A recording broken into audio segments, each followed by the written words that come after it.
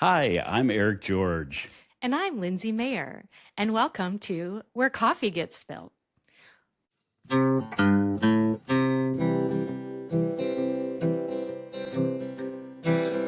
your cup, relax. You're not running late. Let's just spill the beans and let the convo percolate.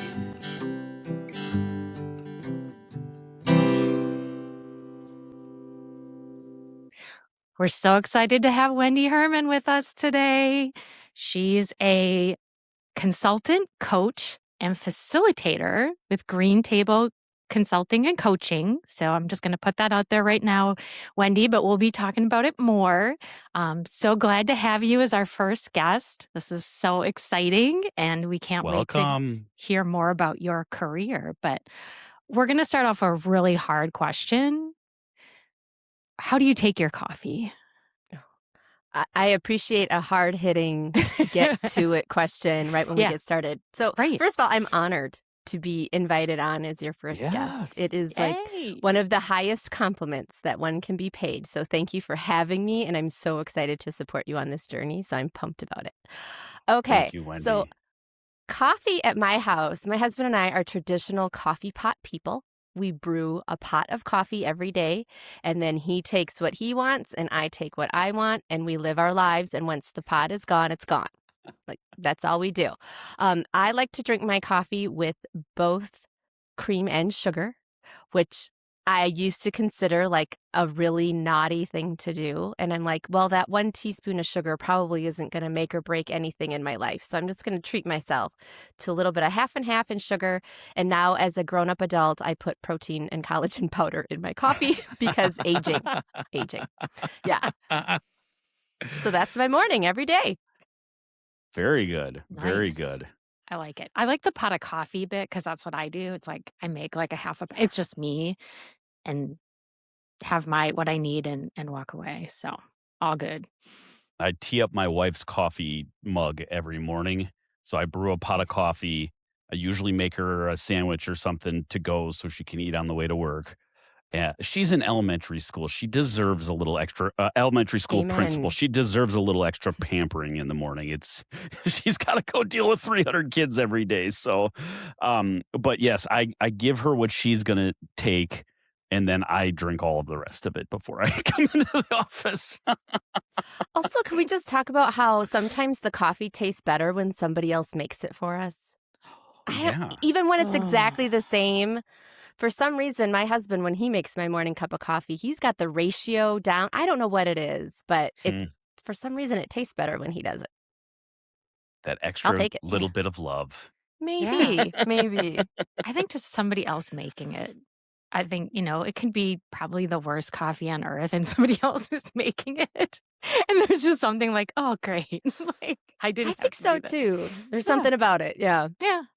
Same applies to meals, I feel like. Oh, yeah. Agreed. Yeah. So Lindsay and I were talking a little bit about a question that we think is a good one for guests here as a get started question. And I think, I don't know, we'll see how this goes, but I like the idea of asking every guest this because it's so interesting to hear what people wanted to be when they were kids. And how is that different than what you do right now? So what did little girl Wendy want to do when she grew up? I was really contemplating this question. Lindsay and I had lunch last week, and she kind of like alluded to this as a question. And I'm like, oh, how would I answer that? Because I remember being really young and thinking that I would be both a doctor and a lawyer because that's where the money was, and like that was like this delusion that we had as children. But I really got to thinking about this, and I remember going through a phase in like my early teens where I really wanted to be a meteorologist and like do the weather. And I'm like, that's so interesting. And it kind of faded out for me. And then throughout the rest of my high school career, I wanted to be a radio DJ. Oh. I wanted to be behind the mic. I wanted to cue up the songs. I wanted to be like an on-air personality. And I remember very distinctly because my best friend, still my best friend to this day, but when we were in high school together, we would like draw little pictures to like give each other throughout the day. Before phones, this was the 90s. So it's like that was how we would communicate, is like passing notes and things like that. And if we needed to cheer each other up, we would draw pictures of each other doing the thing that we really liked. So she would draw pictures of me with like the headphones on and like a turntable in front of me, like queuing up to be a DJ. And so that really did prompt kind of the next steps in my life. Am I a radio DJ today? No, I am not. But that was something that was a pivotal factor at the beginning of my career. Very, very cool. I could see it, Wendy. I really could. I could see you as Yeah. spinning the records. Yeah. Just think about Like it. We Next evolved. phase. Yeah. A shock jockey, like saying just outrageous things. It's like Oh, no. no. Oh, no. Okay. No, like that was not for me. I don't know. Yeah, I don't love that sort of approach to entertainment, I guess. But I Yeah. just really liked having a portion of the day where I got to choose what was going to be played next for music. I was open to the idea of like being called in and asked for advice. I don't know, just kind of being a personality. But like I'm not much of like a jokester or a prankster or a shock person. Like that's not my nature by any means. So there was just something about, here's your 4-hour block of the day and go have fun with You could be it. Frasier. I You could be a Dr. Frasier. Crane. Oh. And also I loved that show. Okay. I hear that Excellent. that could be a personality type. Do you love Frasier or do you not love Frasier? Apparently it's a love-hate situation. So I'm a lover. I did not know that. Okay. All right. So I think you had the way you talked about that of giving advice. I feel like that's kind of played into like your career journey.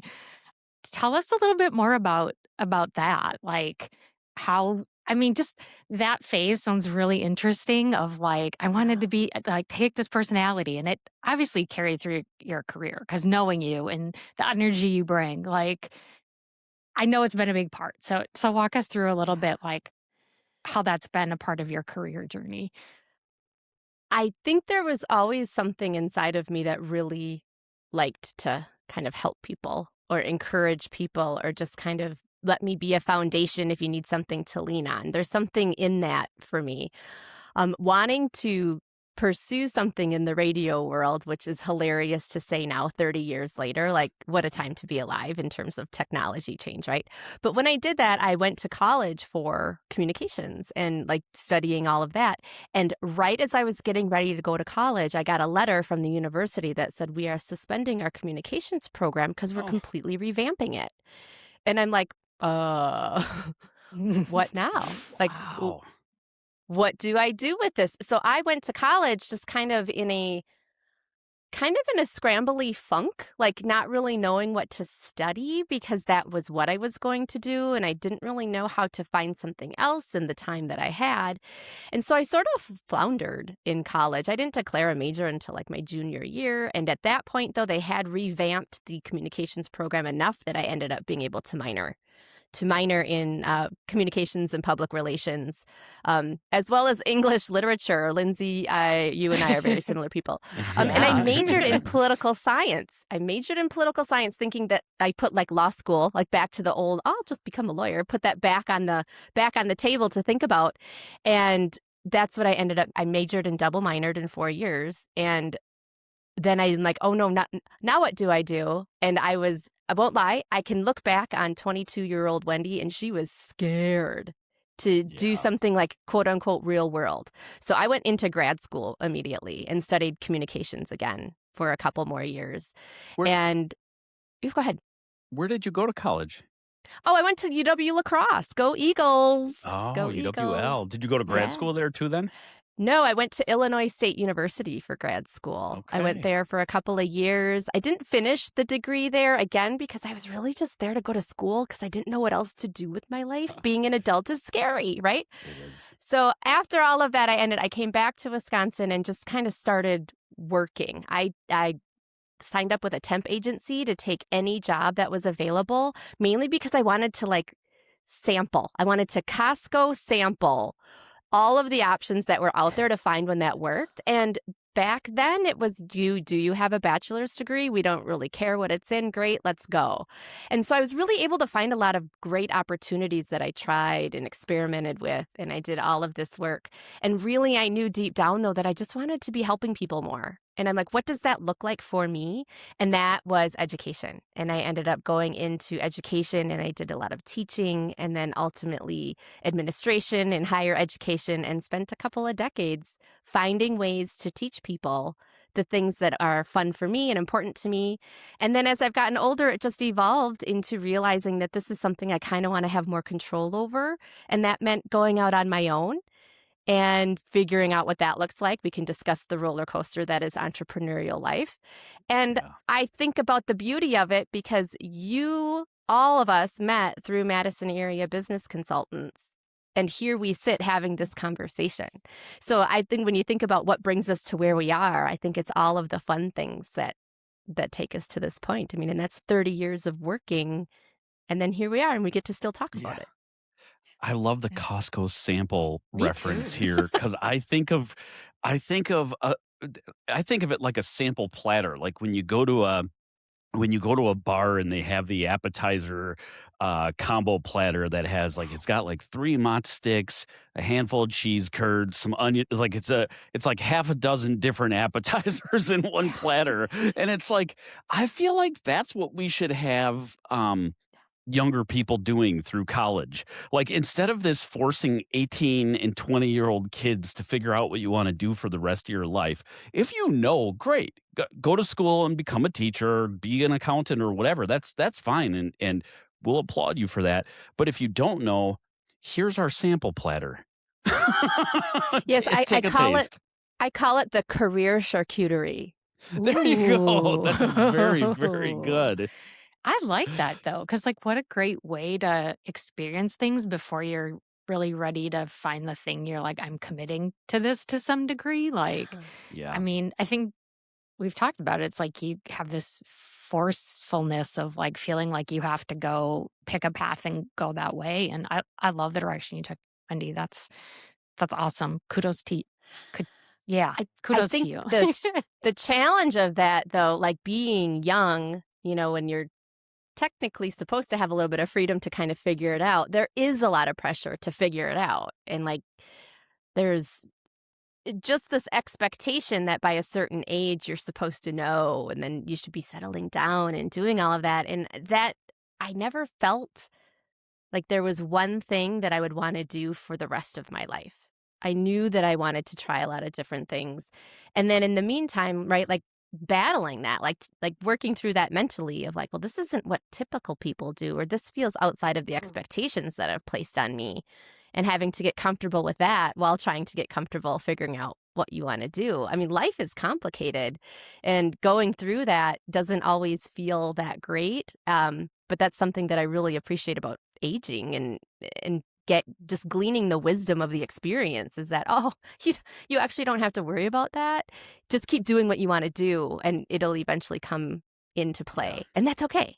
That gets to be part of the fun. I'm gonna have to play this on repeat for my 21-year-old. These are the conversations that we've had a lot, and she's taken a little bit of a break from school right now, and she's doing some work and some exploring a variety of interests. And I couldn't be happier. I think she's Yes. learning more right now doing this than she would be if she was forcing it at university. I just think that this is healthier for her right now.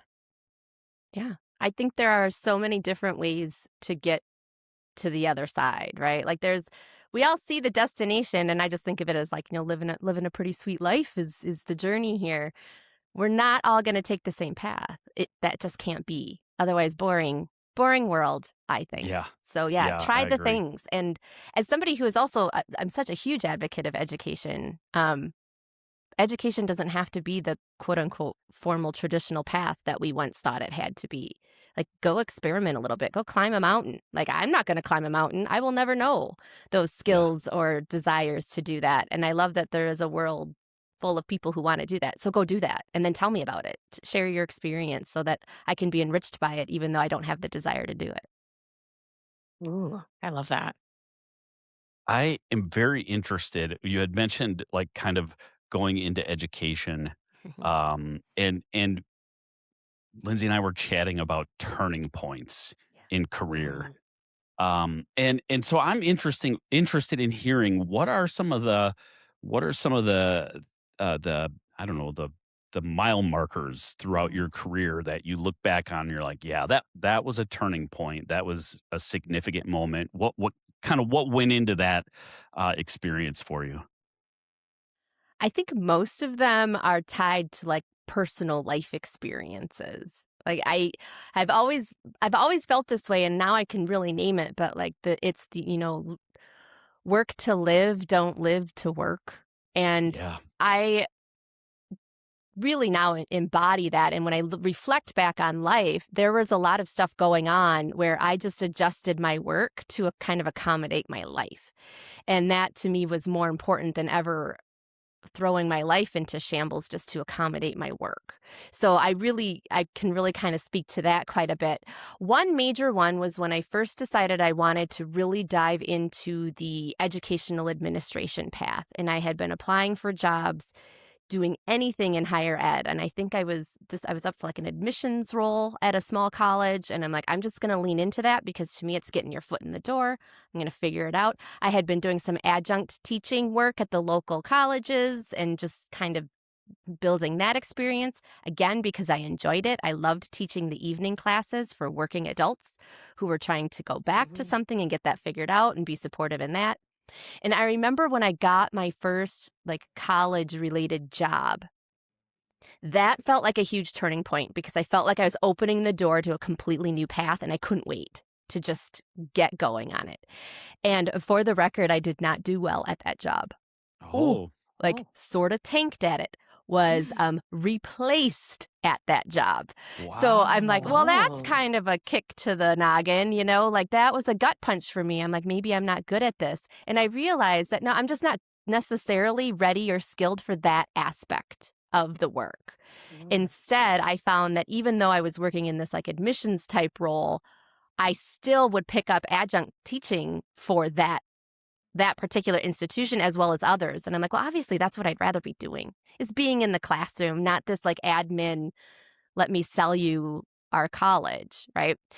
So that was kind of an awakening moment for me. And then I had to go through a little period of where I wasn't working and what do I want to do next? And I ended up at another institute of higher learning that was like a beautiful experience where I did get to teach and I did get to do some admin and I got to be like in charge of the faculty that we were all teaching our communication courses together. And I really got to live in that space. That's when I came alive. I remember very distinctly the year. It was 2011 or 2012. And I was just wrapping up a class I was teaching. And then I had like some faculty meetings and some admin work to do. And I remember standing in front of that classroom and I'm like, this is where I live. I feel the passion coming alive in me. I feel the most fulfilled in this space. I'm right where I'm supposed to be. And that's when I knew that I needed to be in a space of helping others learn, no matter what it looked like, because it comes in all forms. But that was probably the most pivotal moment for me because I still think of it today. I got a lot of warm fuzzies out of Me, that one. me too. I could just like Yeah. feel your energy. I could just see you Yeah. in front of that. Like, I'm here. I've made it. Like, I just like, Mhm. you're right, Eric. You can definitely feel it from her. I And guess that I was would. still a lot of years ago, so I Yeah, should just I keep know. going. It doesn't Yeah. seem like it, but yeah, when you're like, whoa, that's um when you talked about that turning point and realizing that you had like, oh, maybe this isn't for me. Was there anybody, you're like, I had to work through that. Was there anybody like mentor wise or things like that you like? I know Eric shouted out to a few different people in his when we did his interview, but just curious, was there Yeah. certain person or people around you that kind of built you up and said, no, you got this, kind of kept you going?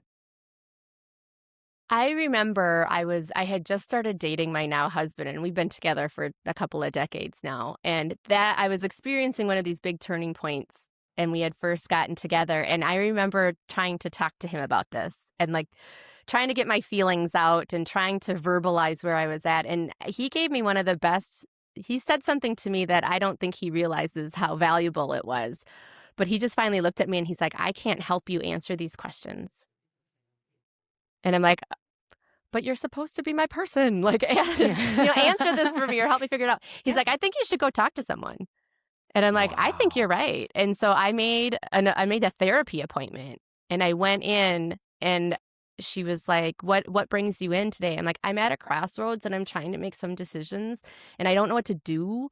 And I I don't know how to make this decision, and I don't know how to talk about it to make the decision, right? Because ultimately the decisions are always our own to make. We have to bring Mhm. in all of the factors, of course, but I said I need help figuring out how to make this decision for myself. And it was at a time too where I was contemplating going back to grad school. I wanted to have a completed master's degree. It's really nice to have when you are working in higher ed, especially for teaching purposes. And I remember him telling me, he just kind of looked at me. He's like, I don't know. I don't know what to help. I don't know how to do this for you.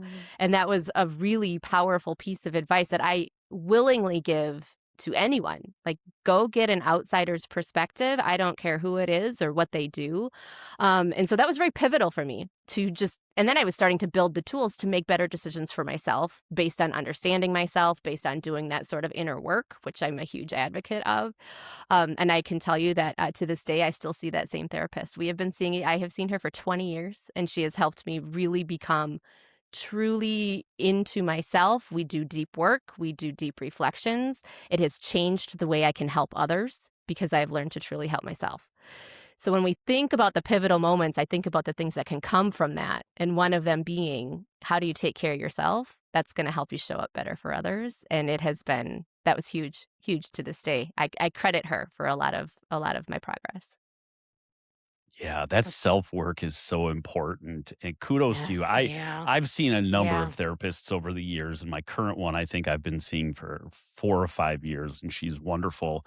And that decades-long relationship is just Yeah. it's what a neat extended relationship to have. I consider it one of the greatest gifts in my life, Yeah. especially when I meet people who are like, oh, I don't really click with my therapist. And I'm like, here, meet mine. Meet mine. She's great. She's great. Right? Happy to recommend. But also choosing to do the work, right? Like I choose that for myself. I choose to continue to go a little bit deeper. And again, I I believe in teaching what I know. And so for me, it's a service to myself to do the work, but it's a service for those I'm going to help in whatever way that looks like, because I can truly say, hey, I've walked this road a little bit, or I understand where you're at. How can I help? And that's been a really key piece, especially in an education environment, depending on the age of the people that you're working with. Even when I'm facilitating a corporate workshop, I'll have people come up to me and ask me questions that are really pivotal to just where they are in their life stage.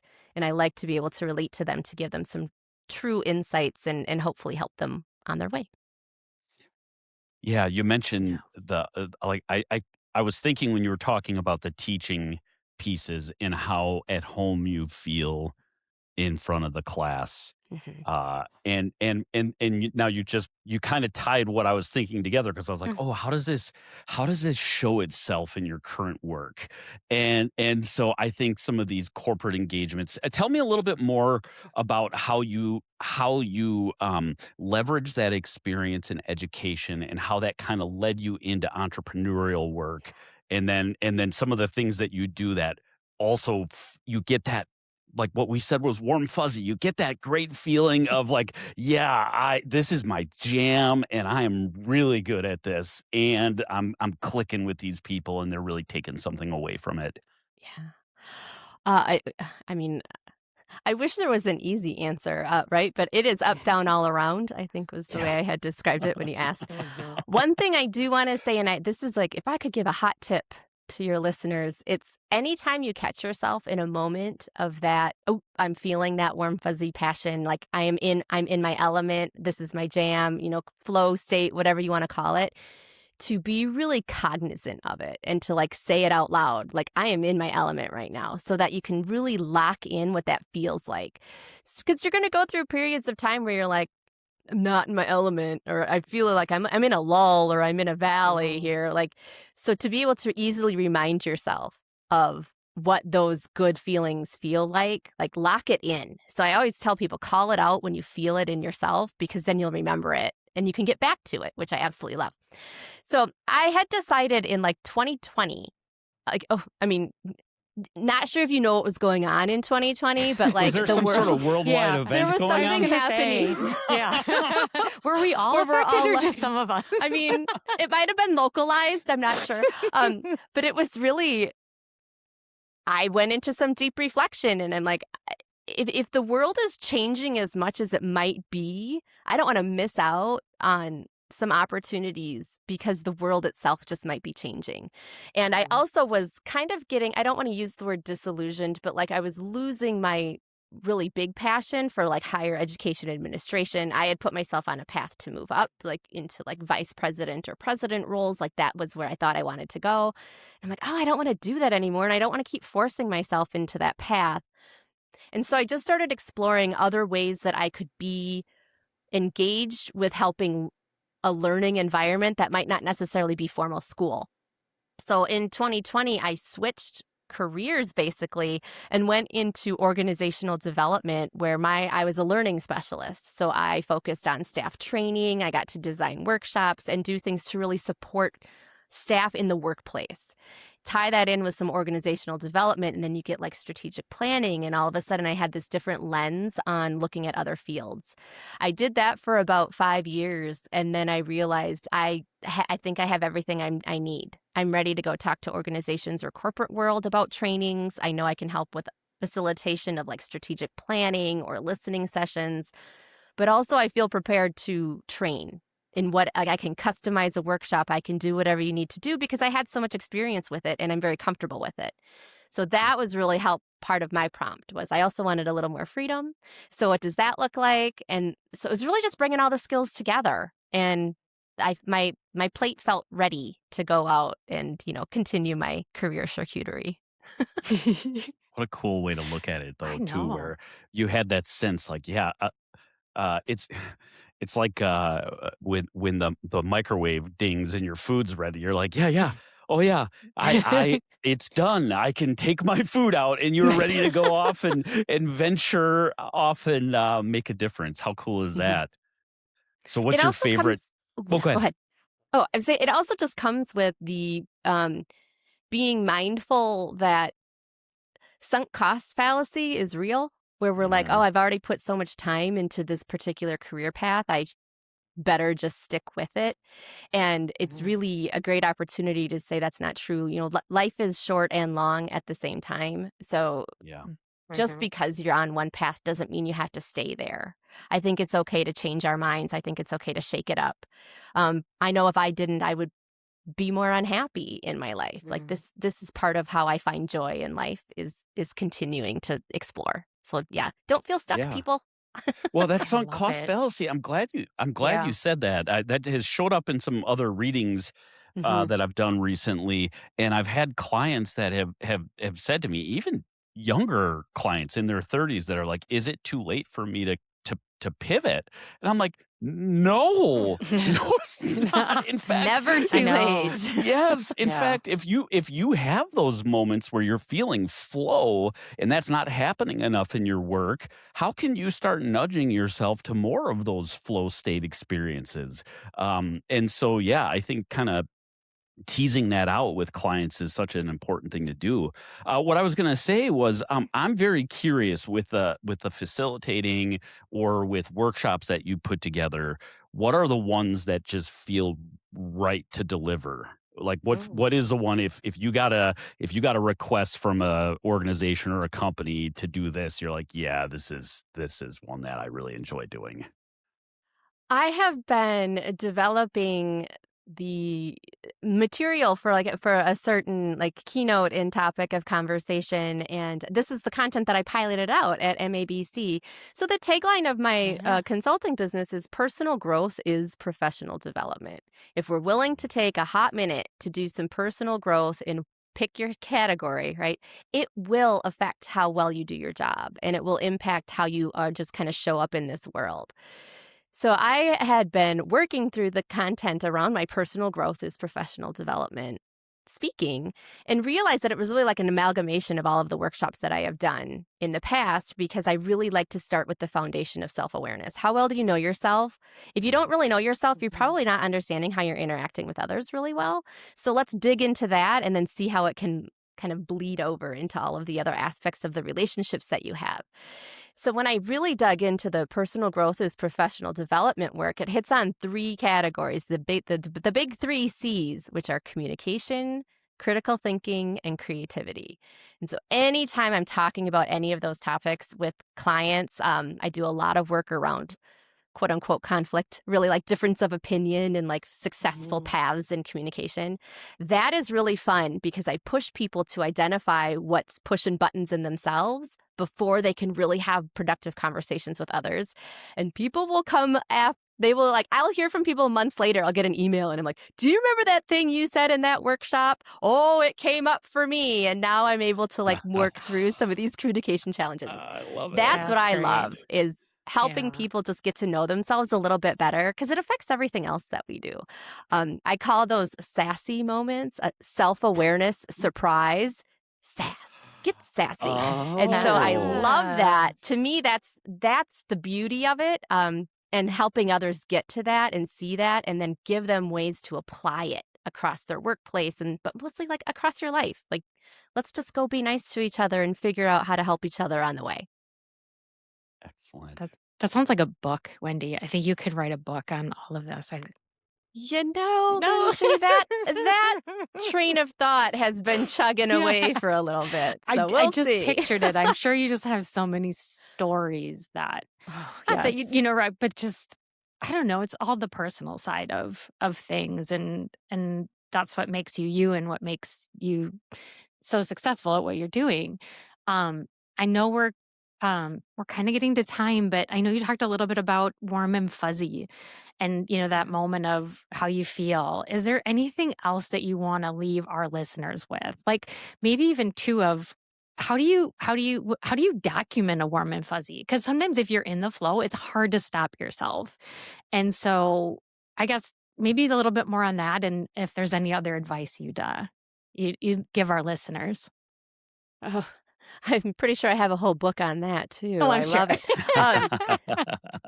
It took me a lot of practice to start to identify those warm and fuzzy moments where I'm like, oh, I want to remember this. I want to remember this. And this is kind of what you and I had talked about recently, Lindsay. Like I call it joy spotting. Like what am I seeing or feeling that is not necessarily it might be every day, but like where am I really being willing and open to seeking it out in order to identify it, right? Like I had this huge flock of turkeys walk through my yard the other day and I was able to capture some beautiful photos of it. And I'm like, how cool is this? Like Very cool. this is so That is cool. cool. And like really allowing myself to experience that joy in that moment, which kind of reminds us to be present a little bit as well.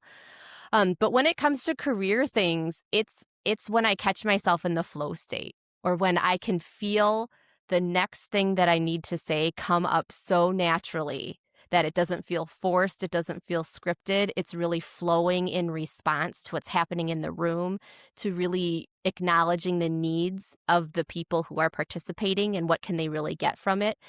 That's what I make note of. After I do any sort of a workshop, I do take just like 2 minutes to do a super quick reflection on it and like what really popped there and what was I doing that I got to really sit in that and be like, I'm really proud of that moment and just sit with it. And then I'll write it down or I'll try, whatever I can do to remember it. And that really helps to go back and revisit it. But I had to really train myself to sit with it. And it starts with a lot of reflection, a lot of being willing to look back and understand, what went so well that I can't wait to do it again. That also opens the space to be able to say what didn't go so well that I want to change. Like it just allows for both of those things to exist together. This is like really like specific types of mindfulness practice, right? Yes. Like if you're using any mindfulness apps or anything like that, Healthy Minds or any of the number of them, that is what it is. It's not just joy spotting, but I love the joy spotting because that does help you connect with the things that you should be doing more of if you can help it. Yeah. But every bit of that, looking for the opportunities to grow and improve, and also the joy in doing the reflections after those moments, that is all very active mindfulness, and it does take practice. It's definitely not something that just happens right away. Very cool. Thanks for sharing It that. does. Yeah. It does. And I do want to share. I'm like, what is this other hot tip I want to share? Yeah. Share I it, think about please. this often. I say it to myself every day. Not everything is for everyone. So if you are trying something and you're like, I'm into this, but I don't think it's for me anymore, it's okay to stop and to go do something else. At the same time, if somebody else is super into something, but you're not into it, so what? Let them have that and enjoy it, because not everything is for everyone. We cannot force our ideas and expect other people to just love them all the time. I don't know their lives, right? Like, they've had their own experiences that got them to where they're at. So yeah, not everything is for everyone, and that's okay. And not everything is for you, and that's okay too. This world is very large. There's billions of people in it. We're not going to meet everybody. We're not going to be able to try everything. We're not going to know all of the things. So just pick a few that feel really good to you, and know that there's always another option. That is great advice. I was going to say, I love it. Lindsay, do you want to just bottle up her energy?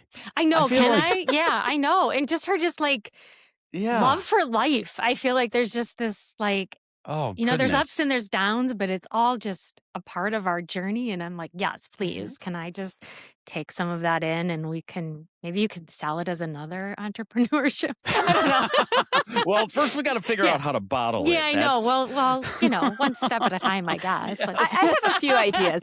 We can talk about that a little later. All right. Well, I see a venture. No, I'm just kidding. Yeah. Oh. Well, I think we're about out of time, Wendy. This has been amazing fun. Yeah.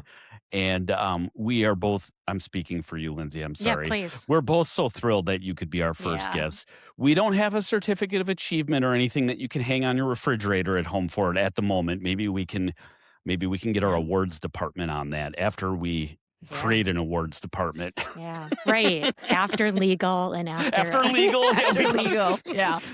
We got a lot to do. Yeah, we've got a few things, but we'll get it in order. It was my pleasure to be here today. And this, to me, I am joyful in this moment. Like, I am so excited to reflect about this as the experience today that has brought me joy. And I'm like, you know what? I think it's time for me to explore being a guest on more podcasts. I think this is fun for me. Like, it just gives me the chance to sit in this and know how much I enjoy it. And just no matter what else happens in this day, I got to know that I got to have this super fun experience with you all. And that's amazing. So thank you for having me. Oh, Yeah, thank you for being on. yes, please. Can't thank you enough, Wendy. If you enjoyed this episode, please give us a like, subscribe. We'd love to hear from you, so drop a comment in as well. And we will see you next episode. Yep. See you next episode. Thanks. Bye-bye.